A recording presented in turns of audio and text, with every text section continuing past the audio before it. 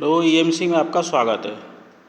Exercise अब नई शुरू हो रही है 3.3। इसमें क्या है, प्रतिस्थापन विधि से हल करना। अभी तक आपकी ग्राफी विधि चल रही थी, ग्राफ द्वारा।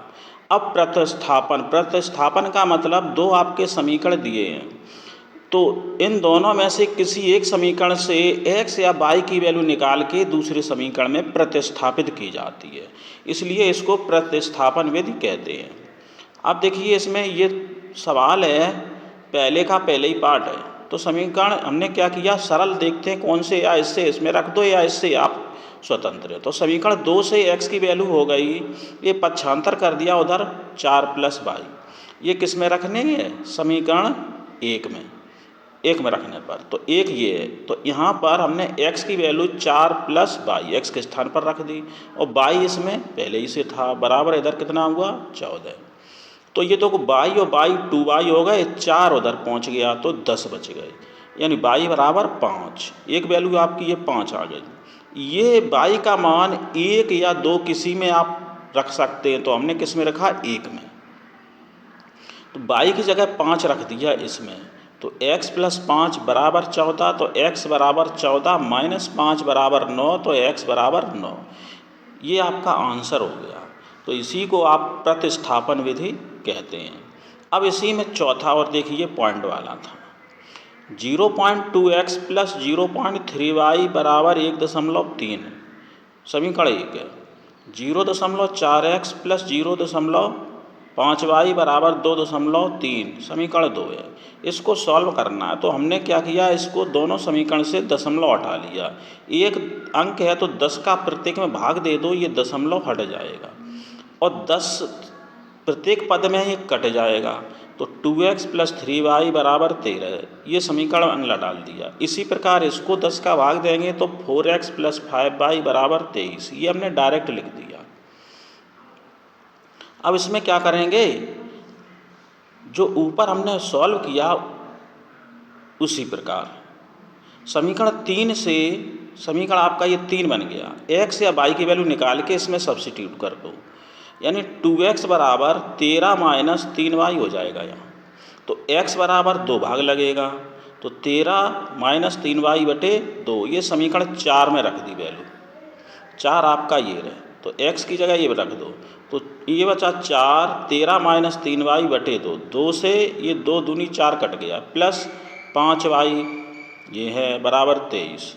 तो देखो आप 2 बच्चे, 2 का गुणा 13 दूनी 26, -3 दूनी 6y + 5y बराबर 23। अब ये माइनस का y बचेगा एक, और ये पक्षांतर करो, तो माइनस का y, तो माइनस का y पक्षांतर किया उधर हो गया -3, तो y का मान आपका आया 3। तो एक वैल्यू ये आ गई, ये समीकरण 3 में रख दो। तो 3 आपका था 2x + 3y बराबर 13, तो y की जगह हमने 3 रख दी। 2x + 3 × 3 बराबर 13, तो ये 2x बराबर 13 - 3 × 9 ये हो गए। तो 2x बराबर 2, x बराबर 2x बराबर 4, x बराबर 2, तो ये तो आंसर हो गया। अब इसी में एक और सवाल आपको बता रहे हैं, ये 6वां पार्ट, ये भिन्नात्मक लिखा है इसलिए। 3x बटे 2 - 5y बटे 3 बराबर -2, समीकरण पहला है। तो x बटे 3 + y बटे 2 बराबर 13 बटे 6, समीकरण दूसरा है। अब इसका हमने 3 और 2 का लासा लेके 6 लिख दिया, तो ऊपर पहुंचा 2x + 3y बराबर 13 बटे 6, 6 से 6 कैंसिल। अब हमें यहाँ से प्रतिस्थापन विधि लगानी है, तो हमने y उधर भेज दिया, तो 2x बराबर 13 - 3y, तो x बराबर 13 - 3y बटे 2, ये समीकरण 1 में मान रख दिया। एक समीकरण ये है, तो x की जगह कितना, ये वैल्यू रख दो। तो 3 बटे 2 तो पहले ही सा था, 13 - 3y बटे 2 - 5y बटे 3 बराबर -2 हुआ। अब इसमें क्या किया, ये देखो, ये 2 दूनी 4 हो जाएगा, इधर 3, तो एलसीएम आएगा 12। तो यहाँ 2 दूनी 4 तिया 12, 3 का गुणा ऊपर कर दिया, 9 हो गया, -3 चौक बार 4 का गुणा होगा 20y बराबर -2। अब 9 का 13 × 1 17 27y माइनस 20y बराबर इधर 12 दूनी 24 इधर पहुँच गया।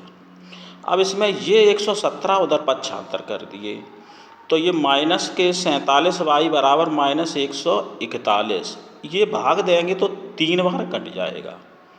माइनस से माइनस कैंसिल, 47 दिया 141 होते हैं तो y बराबर 3।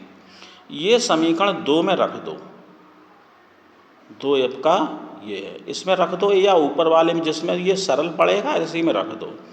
तो y की जगह क्या रखेंगे 3, x/3 प्लस 3/2 बराबर 13/6। इसको x/3 बराबर ये पक्षांतर उधर भेज दिया, 13/6 माइनस 3/2। अब इसमें क्या किया, एलसीएम ले लिया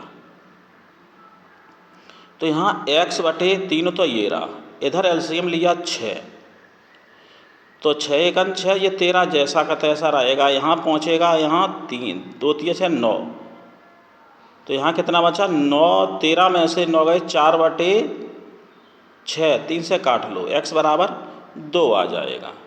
यही आपका आंसर हो गया। धन्यवाद।